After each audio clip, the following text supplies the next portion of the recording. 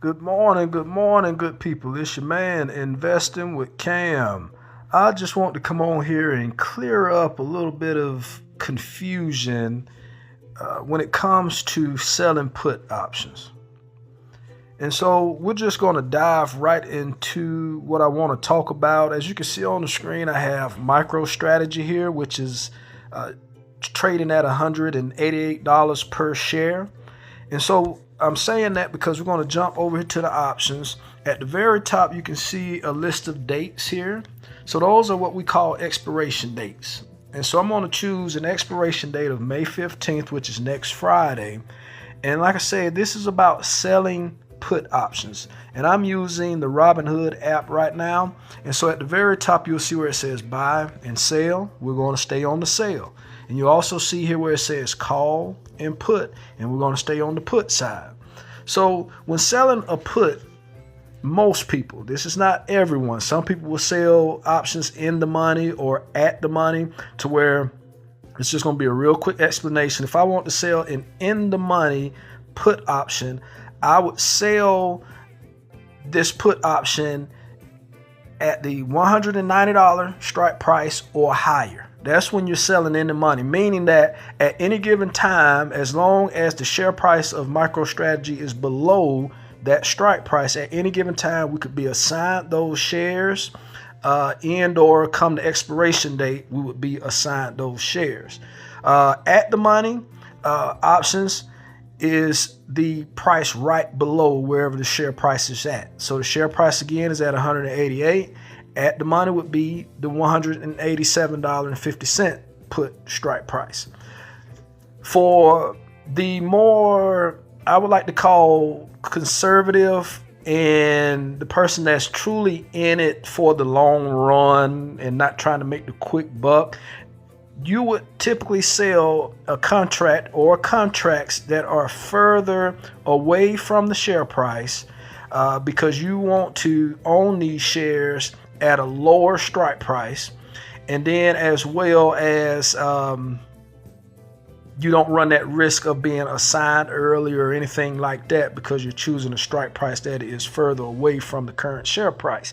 And so personally, and also what I wanted to mention, if you want to sell a put option, you would have to have the money in your account to purchase those shares. Okay, so I'm just going to go here to the $180 put strike price. And like I said, we want to sell a contract that is out of the money to the point where we may not even be assigned our shares, to where we can keep our collateral, which is that $18,000 plus we would get that credit, which I'll go into details about the credit as well.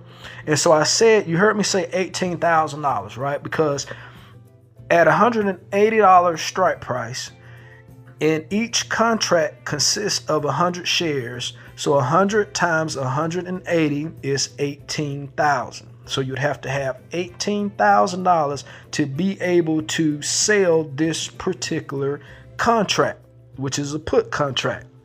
So like I said, I'm going to select the $180 strike price, and it brings us to this screen here. At the very top, you can see that one. That one is the max amount of contracts that we would be able to sell, because once again, we only have $18,000. So we only be able to sell one contract.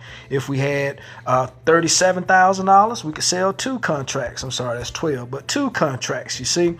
But we're going to keep it simple. We only have $18,000. We're going to sell one contract. On the second line, we see where it says limit price. Now you have a bid, and we also have an ask, okay? To where the bid amount is going to be the amount that, if we choose it, more than likely we're going to get our contract filled, and we're going to receive $330 in credit. The ask amount is the amount that most people would want to get because it's the higher number, but the probability of being able to fill a contract at that particular amount is not going to happen more than likely. So personally, I would go about $3.35, meaning that we would get about $334.96 in credit into our account if we sold this particular contract. But the misnomer that I wanted to clear up is that the fact that if MicroStrategy was to go down to $180 or less at the expiration date, and we don't roll our contracts or buy back our contracts, we're going to get assigned those 100 shares of MicroStrategy. And so a lot of people say, well, my break even, in which I'm going to show you here, the break even is $176.65, which is less than what our strike price was at that we chose. Okay, and so that break even is the only thing that it's doing is deducting the $335 or $334 that we received in credit from the share amount. That's all that is. And so I say it like that because yes, a good thing because you're getting the shares at a lower amount. But at the same time, we're not receiving any type of credit whatsoever if MicroStrategy is at or below our strike price, because that's only our money that we're receiving back. If we would have bought our shares at $180, it would be the same type of scenario. So we're only getting back our credit is all we're doing. So we're not really receiving credit unless MicroStrategy stays above $180 come expiration time. If MicroStrategy is at $181, then we keep our collateral, which is the $18,000, plus we receive the $335 in credit on top of that. But that's only if MicroStrategy does not go below whatever strike price we choose. So that's just something I want to clear up, because a lot of us, and like I say, I'm guilty of it, that's why I say us, think that, okay, well, I sell this, even if I'm assigned, I received $335 in credit, and I'm also getting my shares at a lower break-even amount. But that's not the case, okay? But this strategy, like I say, is a good strategy, because you could choose a strike price that is further away from where the share price is, and you may only get $100 in credit, but you may be able to do that for 5 or 6 months at a time and not ever get assigned the shares. And you could take all of that premium and do whatever you would like with it. But as well, it's a good strategy, because if you want to own MicroStrategy, but you want to own it at a lower amount, then you sell your put options on it and you try and get assigned those shares at whatever price you want to purchase them at. So I'm not saying that selling put option contracts is a bad thing, because it isn't. It's just that we need to know that the details of it when it comes down to selling puts.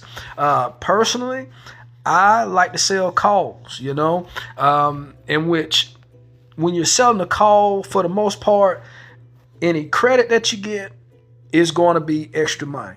Whatever strike price you choose, as long as it's above wherever you purchase your shares at, you're also receiving money on that end, because you're benefiting from the appreciation in the shares itself. So right now, once again, the share price of MicroStrategy is $188. Let's just say we purchased our shares at $188. We could literally go up to, let's say, the $200 strike price here and sell one contract, because we have 100 shares. So we could sell that one contract. We could sell it at the $280. So we could go ahead and get that $280 without having to keep going back and forth, to where our estimated credit is $279.96. We automatically receive that money. And as well, if by chance MicroStrategy was to go to $200 or more, we would receive roughly that $12 per share in price appreciation. Which $12 per share in price appreciation is $1,200. So we would literally be walking away with almost $1,480 in extra money that we didn't have by selling calls. So that's why I like to sell call options. But either strategy can be risky no matter what, because we could purchase our shares at $188 and then MicroStrategy decides to go all the way down to $170 or $150, and we're not able to sell any call option contracts or covered call contracts because the share price is so far below what we purchase our shares at. So there's risk and reward to being in the stock market, whether you're just buying shares and holding them, and or if you're selling options when you're deciding to go into selling or investing, I should say. Because I posted a video, and if y'all go back and check that video out, you will see exactly what I'm talking about as far as if a stock decides to plummet as far as the price, and or if it decides to skyrocket. But I just wanted to share this quick video with you guys to kind of clear the air up about selling put contracts, because like I say, if you're getting assigned, you're not really receiving any credit. You're just being assigned those shares, and that money is being deducted from the strike price that you chose. So it gives you a little bit less of a break-even amount, but it's not any additional money, so to speak, that's being put into your account. It's only additional money when selling puts if you're not assigned those shares, but when you're selling calls, whether you're assigned those, and like I say, if you're selling calls above your average cost per share, you're gonna make money no matter what. You see what I'm saying? Whether that's from the credit you receive, and or if that's from the price appreciation in the stock itself. But once again, I just want to share that with you guys. I hope you guys have a great rest of your weekend and a great week. And I hope to talk to you soon. And don't hesitate to like and subscribe to Investing with Cam.